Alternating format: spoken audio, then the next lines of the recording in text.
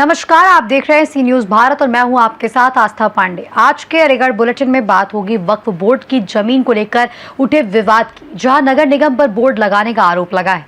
दिखाएंगे तहसील कोल में निबंधन कार्य के निजीकरण के विरोध में अधिवक्ताओं का लगातार जारी धरना और सरकार को दी गई आंदोलन तेज करने की चेतावनी। बताएंगे हरदुआगंज में हुए दर्दनाक सड़क हादसे की पूरी कहानी, जिसमें 3 लोगों की जान चली गई। साथ ही दिखाएंगे समर जयंती नगर में महिला द्वारा पड़ोसियों पर लगाए गए मारपीट और आगजनी के आरोप। अगर और भी उठाएंगे सवाल, और जब नियमों का पालन कराने वाले ही नियमों के घेरे में नजर आए। देखिए अलीगढ़ बुलेटिन हर बड़ी और अहम खबर के साथ।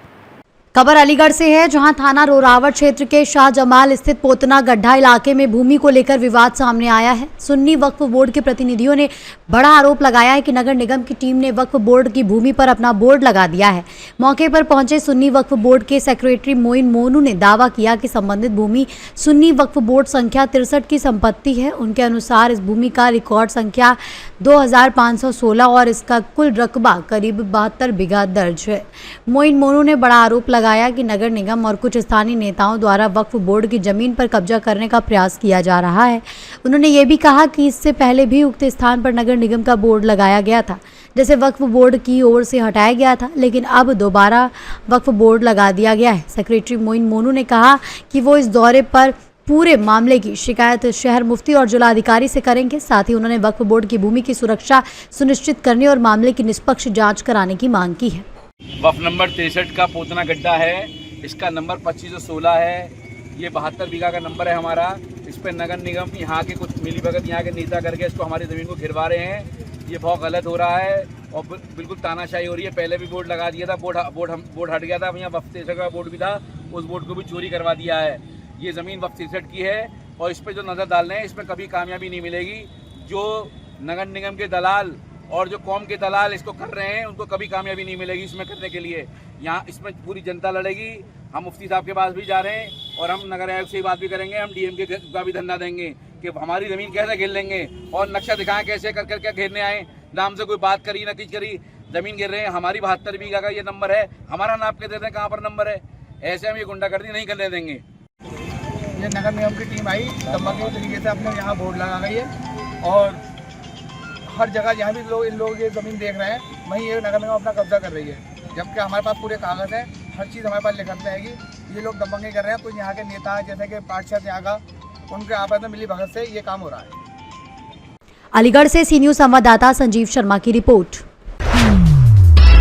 खबर अलीगढ़ से है, जहां तहसील कोल परिसर में निबंधन कार्य के निजीकरण के विरोध में अधिवक्ताओं का धरना प्रदर्शन शनिवार को लगभग लगातार 22वें दिन भी जारी रहा। प्रदर्शन के दौरान अधिवक्ताओं ने थालियां बजाकर सरकार के खिलाफ नारेबाजी की और सड़क पर उतरकर विरोध भी दर्ज कराया। वहीं अधिवक्ताओं का कहना है कि 4 जून 2026 को सरकार द्वारा लाए गए उस प्रावधान का वो विरोध कर रहे हैं, जिससे तहत निबंधन कार्य को निजी हाथों में सौंपने की व्यवस्था की जा रही है। उनका आरोप है कि ये फैसला अधिवक्ताओं के हितों के खिलाफ है और इसे तत्काल वापस लिया जाना चाहिए। धरना स्थल पर वक्ताओं ने कहा कि जब तक सरकार इस निर्णय को वापस नहीं लेती तब तक आंदोलन जारी रहेगा। उन्होंने ये भी चेतावनी दी कि यदि मांगों पर ध्यान नहीं दिया गया तो आंदोलन को और तेज किया जाएगा।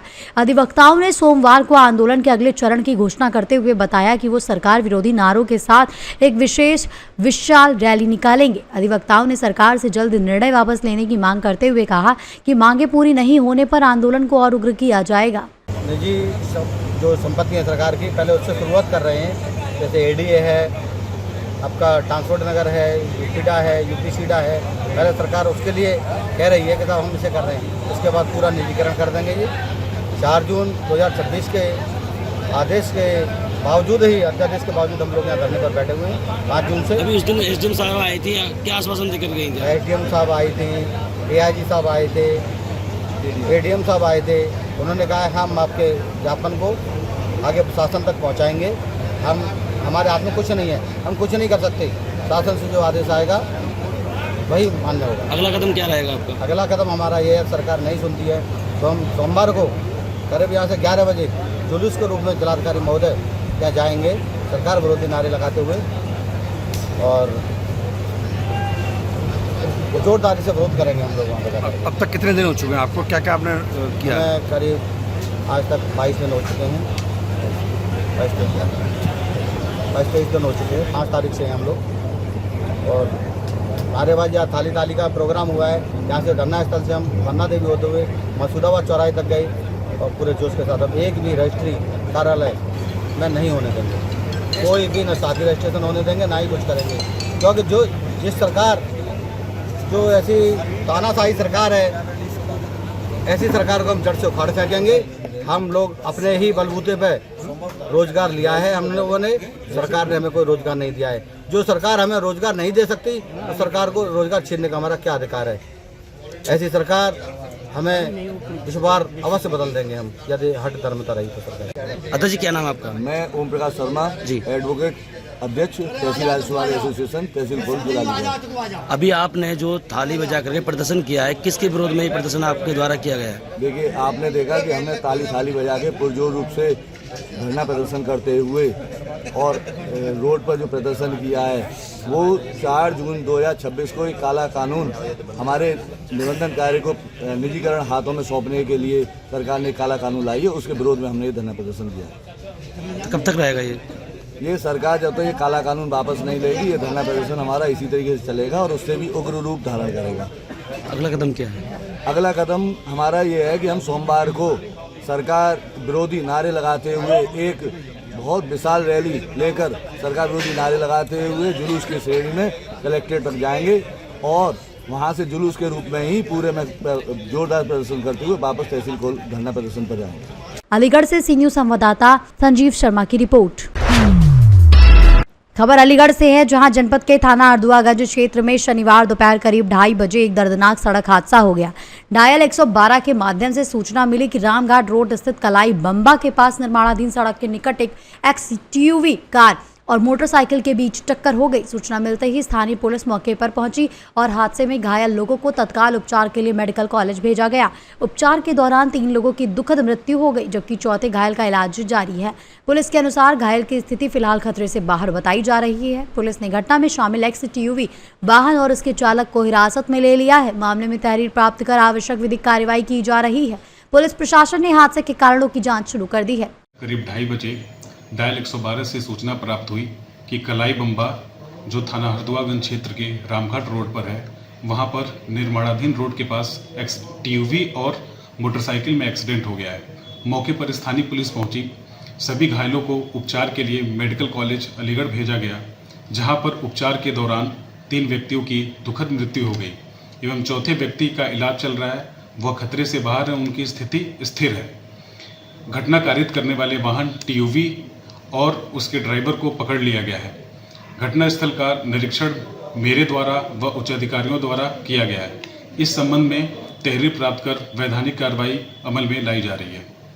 अलीगढ़ से सी न्यूज़ संवाददाता संजीव शर्मा की रिपोर्ट।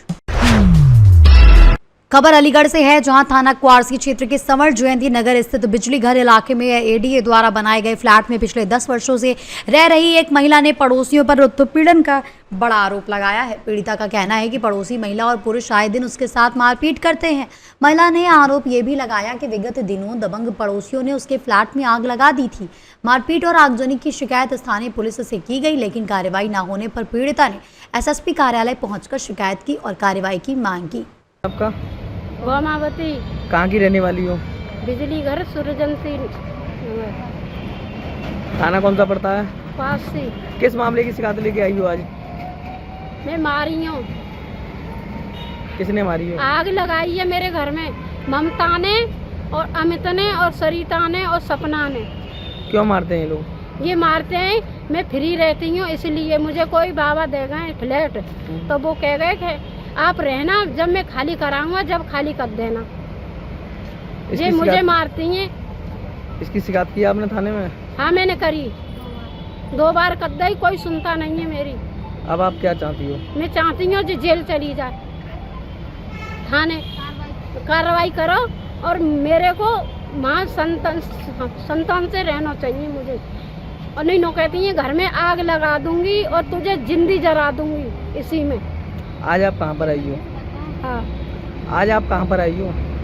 आज आई हूँ मैं कचहरी, कोर्ट कचहरी। अलीगढ़ से सी न्यूज संवाददाता संजीव शर्मा की रिपोर्ट। खबर अलीगढ़ से है, जहां एक और एसएसपी नीरज कुमार जादौन और यातायात पुलिस द्वारा सड़क सुरक्षा और यातायात नियमों के पालन को लेकर लगातार जागरूकता अभियान चलाया जा रहा है। वहीं दूसरी ओर एक पुलिसकर्मी कथित तौर पर बिना हेलमेट और बिना हाई सिक्योरिटी नंबर प्लेट वाले वाहन पर चलता दिखाई दिया। इस घटना को लेकर लोगों के बीच सवाल उठ रहे हैं कि क्या यातायात नियम सभी पर समान रूप से लागू होंगे या फिर केवल आम जनता तक ही सीमित रहेंगे। स्थानीय लोगों ने मामले की जाँच कर उचित कार्रवाई की मांग की है। अलीगढ़ से सी न्यूज संवाददाता संजीव शर्मा की रिपोर्ट।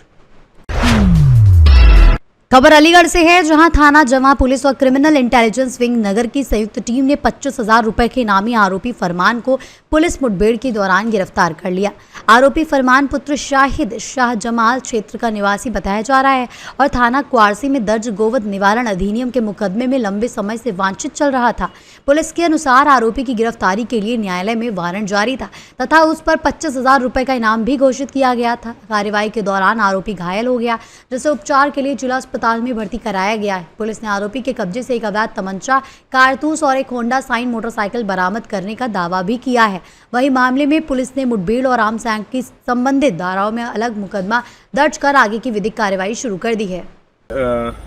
एसओजी सिटी और थाना जमा की संयुक्त टीम द्वारा सीओ सिटी 3 के नेतृत्व में आज एक 25,000 के इनामी अभियुक्त फरमान के साथ पुलिस मुठभेड़ हुई है। ये फरमान जो है गौकशी के मुकदमे में, थाना क्वारसी से गौकशी के मुकदमे में पिछले जो है सितंबर 2025 से लगातार जो है वांछित चल रहा था।